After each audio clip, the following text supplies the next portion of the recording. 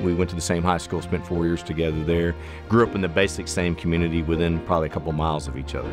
He's very bright, very well-read type guy, always made high grades, always in those advanced classes. Took his studies seriously. One of those, he was at it every day. I think most of the teachers that we had that we shared would speak highly of how he conducted himself in class and what he did and the fact that he got after it and got his work done. Oh, well, I remember Doug as a student in my money and banking class, which he took in the fall of 1980. So, which is a good long time ago. But what I remember was a student who was a serious student.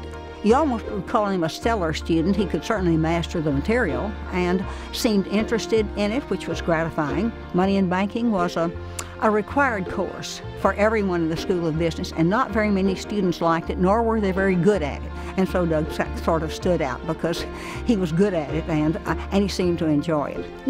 Not many students ever understood money and banking, and Doug did.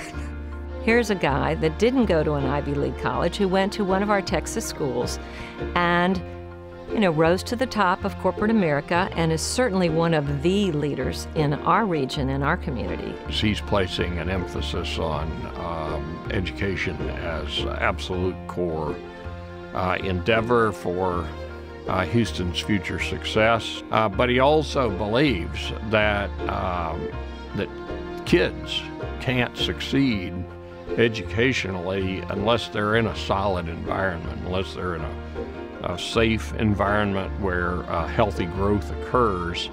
And Neighborhood Centers is, of course, dedicated to that whole proposition, creating an environment, especially where children can develop in a safe and healthy situation.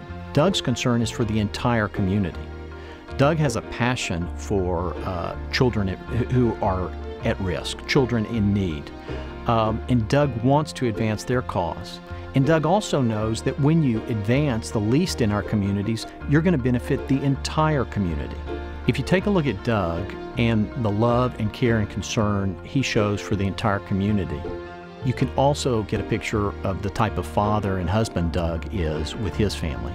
This year, for instance, between Christmas and New Year's, he took his family to a very poor area in Mexico to help build housing, as opposed to taking his kids on a ski trip or going to a tropical island. He is a terrific role model for those kids, but he's also, again, very hands-on with his own children. You show someone something or tell someone something and they hear it, you show them it's better, but if you do it, it's like instead of giving someone a fish, you teach them to fish. And that's what they're doing for their children. And that's just terrific. But they maintain these 3 jars. Each of the 4 children have 3 jars. Each of the jars, in regards to their allowance, gets split a third, and a third. Meaning that 1/3 is for them based on their work and their ability to spend whatever they want to spend on that 1/3 that they've earned. 1/3 goes in the jar for savings, for a rainy day or for emergencies.